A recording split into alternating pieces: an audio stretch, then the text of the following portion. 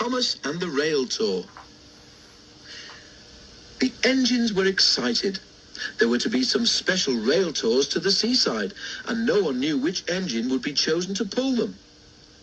"It ought to be me," observed Mallard. "After all, that seaside place helped to pay for my repairs." The others thought someone else should have a chance. Thomas knew he would not be chosen, but he enjoyed listening to the others arguing.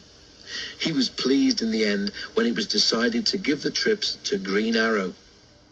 When Green Arrow returned from the first tour, he said he had never seen so many people.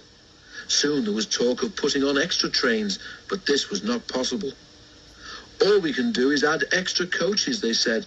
"But then Green Arrow can't pull a train that heavy on his own." "Of course I can," he scoffed. "My brothers and I did during the war." "Can I help?" asked Thomas. The man in charge stared. "I don't see why not," he said. In the morning, Thomas's fireman arrived early.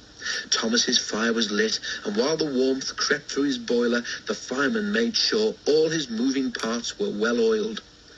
Behind, Green Arrow was being prepared too, and when they were both ready, they set off to find their coaches. The station platform was jammed with an admiring crowd, which didn't seem to get any smaller, even after a trainload of people were in their seats. Thomas was coupled in front. He was pleased. He liked to see where he was going. At the seaside station, Thomas was turned round so that he could go in front again. After a rest, the engine set off once more. A ruined abbey stood at a place where the line curved beside a river. A crowd had gathered to wave and cheer, but Thomas wasn't watching them.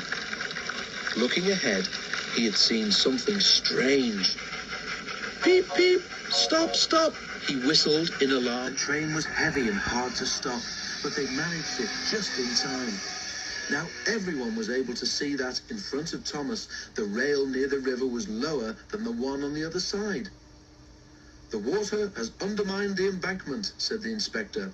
"I'll go to the signal box and sort things out." Buses came for the passengers, but it was late before the men decided it would be safe to use the other track. Together, the engines pushed the coaches back to a crossover. On his own, Thomas slowly crept past the landslip.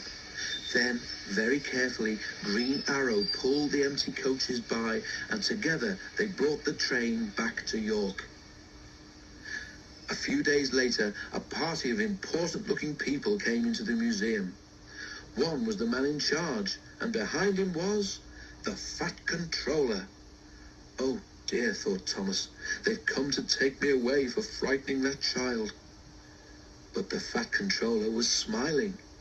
The man in charge held up his hand for silence. "Thomas," said the man in charge, "your controller told us you are a really useful engine. He is right. For saving a nasty accident the other day, we have decided that you should become an honorary member of the National Railway Collection. This special plate will remind you of your visit to us. Ladies and gentlemen, 3 cheers for Thomas the Tank Engine. Hip hip, hooray! Hip hip, hooray! Hip hip, hooray!" The noise nearly raised the roof. "Well done, Thomas," smiled the Fat Controller. "I knew you would be a credit to our railway."